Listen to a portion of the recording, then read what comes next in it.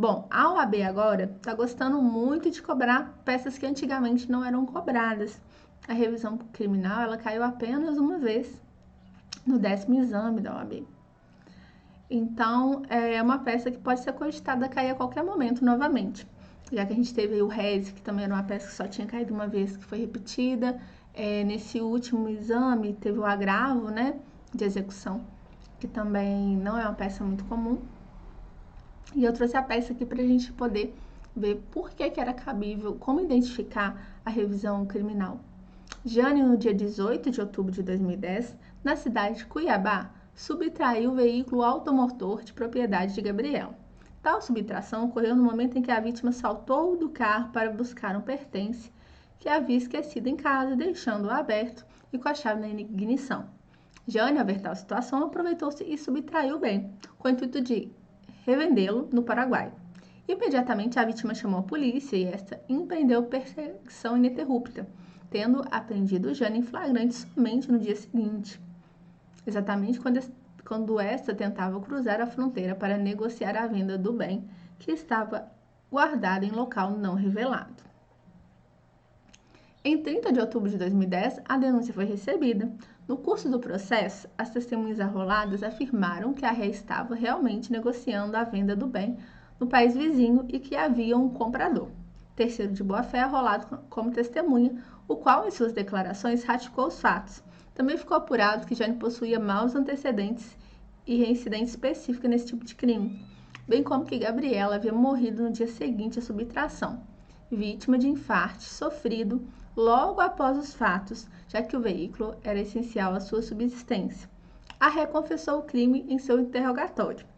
Ao cabo da instrução criminal, a ré foi condenada a 5 anos de reclusão no regime inicial fechado para cumprimento da pena privativa de liberdade, tendo sido levado em consideração a confissão, a reincidência específica, os maus antecedentes e as consequências do crime, quais sejam a morte da vítima e os danos decorrentes da subtração de bem essencial à sua subsistência.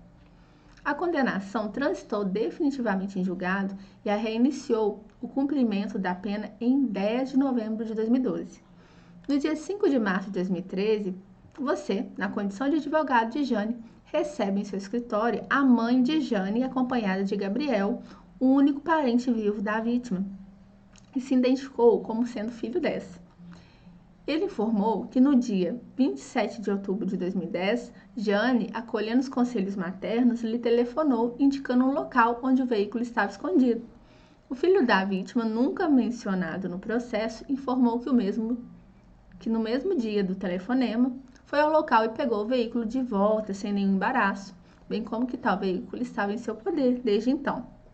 Com base somente nas informações de que dispõe e nas que podem ser inferidas pelo caso concreto acima, redige a peça cabível, excluindo a possibilidade de impetração de habeas corpus, sustentando, para tanto, as teses jurídicas pertinentes.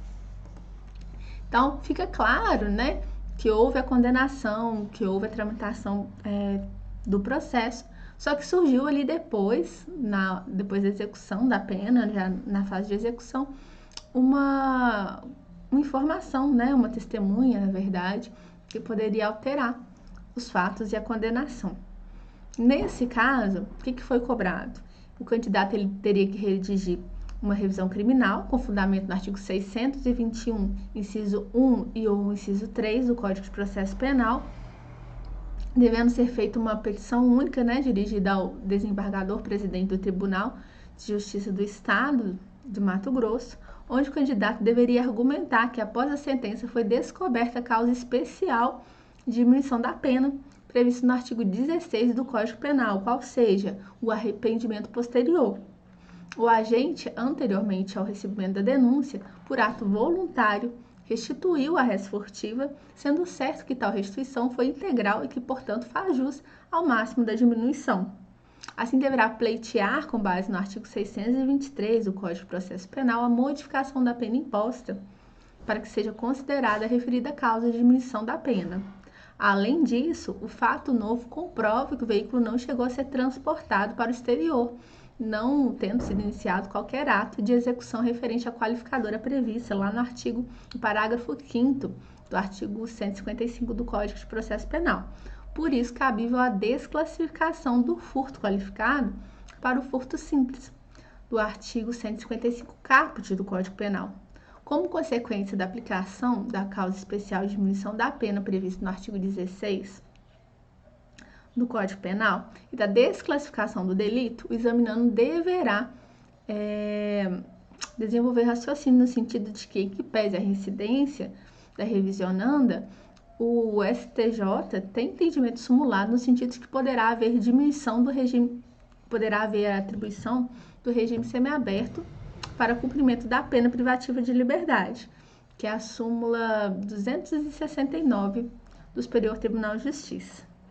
Além disso, o fato de a revisionada ter reparado o dano de forma voluntária prepondera sobre os maus antecedentes e demonstra que as circunstâncias pessoais lhe são favoráveis. Por isso, a fixação do regime fechado se mostra medida desproporcional e infundada, devendo ser abrandado o regime por semiaberto, bem como com base na súmula que a gente mencionou, que é a 269 do Superior Tribunal de Justiça. Ao final, o examinado deverá elaborar, com base no artigo 626 do Código de Processo Penal, os seguintes pedidos. Primeiro, a desclassificação da conduta de furto qualificado para o furto simples. Segundo, a diminuição da pena privativa de liberdade. Terceiro, a fixação do regime semiaberto ou a mudança para referido regime para o cumprimento da pena privativa de liberdade.